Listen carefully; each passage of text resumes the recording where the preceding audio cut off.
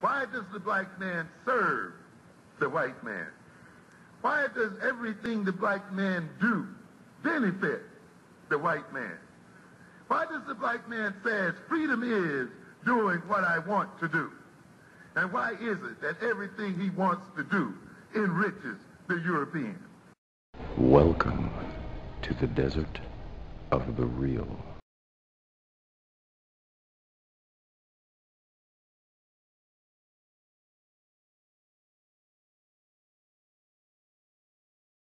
Calling from 347, and I know who this is. This is the man with the plan, Brother Holism. Peace, my brother. How you doing? Peace. Just wanted to give you some positive vibes and give you some support because I haven't been able to call in lately. But I usually listen. Like when your show come on, I'm usually listening on the computer or I'm listening to the archive. But since I'm up while you're doing it, I'm really happy and blessed. Oh, fantastic. I'm glad you're here. So come on with it. My thoughts, and I guess I'll just use anecdotal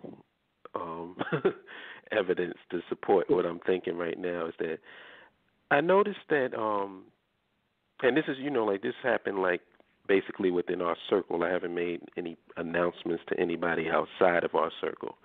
But I just felt like in terms of the content that I was providing personally, that it was getting to the point where I was just getting not really inspired or motivated to really do anything, like do shows or do YouTube videos, because I felt like I was beating a dead horse.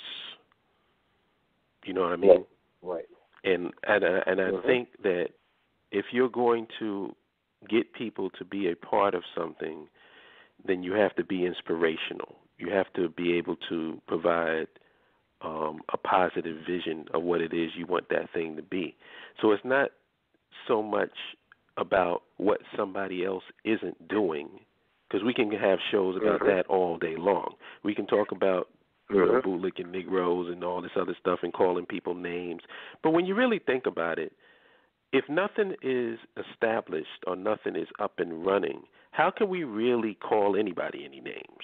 When you really think about it. Like, even if it's somebody who's dead set against our concept, how am I going to sit there and really just dog them out when we don't really have anything established? Right. You know what I'm saying? So the most important thing is to establish something or go about the process, or if you can't establish something, at least providing content that gives people a vision of what the future can be like and inspires them. This doom and gloom and this negativity and this talking shit about what the problem is just a waste of time. And if you notice, people tend to tune out. Right. They really do. They tend to tune out because they're like, why? Why are you going to sit there and go through doom and gloom and misery for like an hour? I would much rather, and that's why I'm doing what I can on my part to, talk about the STEM fields, talk about people that's doing things right now. Like, there's black businesses that I have lined up for my upcoming shows that are out here doing it. You know, there's a sister, Celeste Beatty, who's a brewery. You know, she has a brewery called the Harlem Brewery. I've been trying to get her for the longest, and we trying to work out the details so she can get on the show. We got the Serengeti Teas in Harlem, which is they import teas from the continent, and they actually have land on the continent where they grow these herbs and stuff so that they can make these teas. Stuff like that. Places around my way it's a restaurant called Mango Sea, black-owned restaurant, the best restaurant in Flatbush. Right. You know, they've actually expanded to a pizza bar. You know, I want to inspire people. Right. That's what I want to do. I don't want to, and I think that we've made our case in terms of challenging the detractors. I think that we've totally smashed them into the ground. You know, I don't think that anybody who has any ounce of sense would say that nationhood is not the solution. Mm-hmm. So let's just give the people a vision of what that nation is going to be. It sort of reminds me of, and I'll be short, it reminds me of the show I had seen. Remember Ricky Lake? Mm-hmm. Oh, yeah. Remember that? Oh, yeah. From a while back? Yeah. I remember there was a show where they had these women on, and they were complaining that their men weren't marrying them. So you had one girl come, and she actually had her wedding dress on and protest about why her boyfriend wasn't marrying her. And one of the girls stood up in the audience, a woman stood up in the audience and said, you know what, if I was these guys, I wouldn't marry you either. It said, instead of complaining about not being married, how about showing your boyfriend what life you would be like if he was married?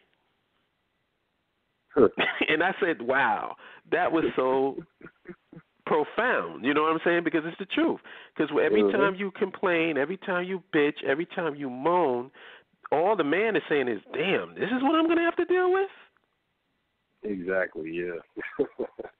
Yep. But if you're doing if you're actively engaged in that relationship and you're showing you're having a good time, you're enjoying each other's company, you're building, please, that dude, you don't have to give him no pressure to walk down the aisle. He'll be running down the aisle with you. Word. Because all he's saying is, wow, this is what life is going to be like. Let me snatch her up before somebody else does. And that's the same way with us when it comes to this nationhood. We need to be actively engaged in pumping out a vision, making this picture as clear as possible for the future so that people can look at that picture and go, wow, I want to be a part of that. And that's all I really want to say. Thank you for coming through, brother. I definitely agree with your I definitely agree with your assessment. That's why myself I am trying to I'm trying to come from a more inspirational standpoint. You know, I do want to let people know what's coming though. You know what I'm saying? As far as like get yourself together because you're trying to wipe your jobs out, things like that. But the flip side of it, like Neil said, was you don't have to be afraid of the robot revolution because that frees you up more time to do some technical stuff. And I think that a lot of people are afraid of change because they don't know what place they would fit in the new world. You know, for me, like I'm at the place now where I've made all the money I can make working for somebody else. And my dad is like, you know, I'm like, Dad, you know, I'm getting strapped at this point because I had to take a pay cut coming off the road. And he's like, you know what you got to do, son? You got to get your own business going. And he was like, he was describing a situation that made him go into business. And he was saying, look, you know, all of these jobs are good on paper, you know, but once you start bringing in that paycheck and you start falling behind and you realize there's never going to be enough money unless you do it yourself. And I'm like, wow, you know, my mind is geared towards, you know, because I trained myself to study, get the certifications, and do exactly what is needed to be done. But what that really is a nice way of saying is I've been studying how to do what I've been told to do. And so the reason why I haven't, like, put a good foot forward to build on my own is because it's changed. And now I'm realizing change is being thrust upon me. I just think that with a lot of the changes that's going on in the world, whether we want to change or not, change is being thrust upon us. And I think that with the BAIO offers as a separate territorial nation of our own, I really think that that's going to thrust a lot of people into thinking that way because there's really, to me, no other solution to the black problem in America, period. That's right. That's right. And for the most part, I'll say that everything that I've seen and heard from your shows has been positive because you're forward thinking. You know, gotcha. That's what I get. It's forward thinking show. It's not saying, you know, we can analyze. If I was to do a show or ass kickings, I would have content up the behind for years. You know? So, I mean, that gets tiring after a while. You know, like, oh, let me show you how that right uppercut, you know, took your chin off.